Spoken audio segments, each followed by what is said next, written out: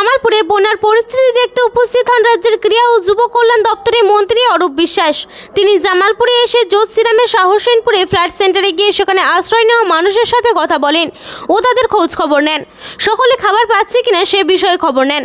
পরে তিনি জানান, ডিভিসি অন্যায়ভাবে জল ছেড়ে রাজ্যকে বিপদে ফেলেছে, কিন্তু যতদিন রাজ্যের মুখ্যমন্ত্রী মমতা বন্দ্যোপাধ্যায় রয়েছেন ততদিন রাজ্যের মানুষের কেউ কোনো ক্ষতি করতে পারবে না। যাদের চাষের জমি জল ঢুকে নষ্ট হয়েছে তাদের জন্য তিনি শস্য বীমার কথা বলেন। আজ তার সঙ্গে ছিলেন রাজ্যের অন্য এক মন্ত্রী স্বপন দেবনাথ, জেলা পরিষদের সভাধিপতি শ্যামাপ্রসন্ন লোহার, তৃণমূলের জেলা সভাপতি রবীন্দ্র চট্টোপাধ্যায়, যুব সভাপতি রাসবিহারী হালদার, অতিরিক্ত জেলা শাসক উন্নয়ন প্রসেনজিৎ দাস, সদর দক্ষিণ মহকুমা শাসক বুদ্ধদেব পান, বিডিও পার্থ সারথী দে, তৃণমূলের ব্লক সভাপতি মেহমুদ খান, জেলা পরিষদের প্রাক্তন মেন্টর উজ্জ্বল প্রামাণিক, পঞ্চায়েত সমিতির সভাপতি পূর্ণিমা মালিক, সহ সভাপতি ভূতনাথ মালিক, শ্রমিক সংগঠনের সভাপতি তাবারক আলী মণ্ডল, অঞ্চল সভাপতি তপন দে সহ অন্যান্যরা। আমরা শুনে নেব ডিভিসি ছাড়া জলে জামালপুরে ব্লকের বন্যার পরিস্থিতি নিয়ে রাজ্যের ক্রীড়া ও যুব কল্যাণ দপ্তরের মন্ত্রী অরূপ বিশ্বাসের কাছ থেকে কিছু কথা। জামালপুর থেকে সুব্রত চক্রবর্তীর রিপোর্ট, এমবিএস নিউজ।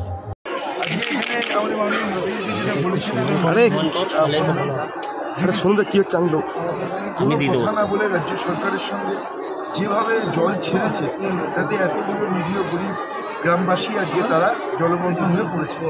আমাদের সরকার, আমাদের মাননীয় মুখ্যমন্ত্রী, আমাদের প্রশাসন তাদের তুলে এনে তাদের সব রকম ব্যবস্থা আমাদের প্রশাসনের তরফ থেকে করা হয়েছে যাতে সাধারণ মানুষের কোনো অসুবিধে না হয়।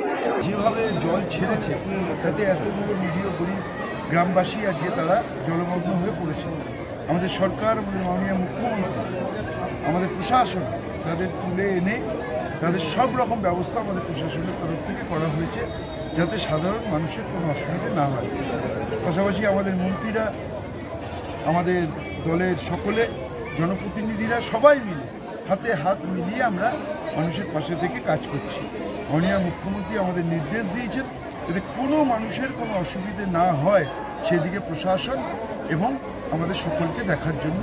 তাই আমরা শুধু রিলিফ ক্যাম্প নয়, বন্যা দুর্গত অঞ্চলগুলোতেও ঘুরে দেখব এবং আজকে সারাদিন আমরা এই কাজটাই করব। জল কি কিছুটা কমেছে? এখন পর্যন্ত প্রশাসন যেটা এখনও সেইভাবে জল কমেনি, কিন্তু আবার যদি ডিভিসি জল ছাড়ে তাহলে কিন্তু অনেক বিপদ হবে। পুজোর মুখে মানুষ যখন উৎসবে সামিল হবেন, মানুষ যখন প্রস্তুতি নিচ্ছেন, তখন এইভাবে মানুষকে জলে ডুবিয়ে দেওয়া এটা একটা চক্রান্ত ছাড়া কিছুই। দাদা একটা পারল না, বাঁধগুলো ভেঙে গেল, ড্রেজিং হলো না, এই ডিভিসি জল ছাড়াতে এতগুলো মানুষ আজকে ঘর ছাড়া হলো, প্লাবিত হলো। তাহলে কি আপনারা তুলে ধরুন, সেটা মানুষকে বলুন। স্যার, আপনি কি বলছেন যে এখানে কি দুর্নীতি করেছে কেন্দ্র সরকার? আমি এটা না দেখে আপনি আপনার কথায় তো আমি শুধু এইটুকু বলবো, কেন্দ্রীয় সরকার যে কাজ করেছেন সেটা মানুষের স্বার্থে হয়নি, আমি এই কথাটা বলতে পারি। মানুষের স্বার্থে কাজ হতো এবং সঠিকভাবে হতো তাহলে মানুষকে আজকে এই দুর্ভোগ পোহাতে হতো। সমস্যা দীর্ঘদিন ধরে তাদের একটা ব্রিজের দাবি ছিল, এই মতো অবস্থা। এখন আমরা এসেছি বন্যা দুর্গত মানুষদের পাশে। মমতা বন্দ্যোপাধ্যায় যে উন্নয়ন গত 13 বছরে করেছেন, আমার মনে হয় বিগত 10,000 বছরেও কেউ করেননি, আগামী 500 বছরে।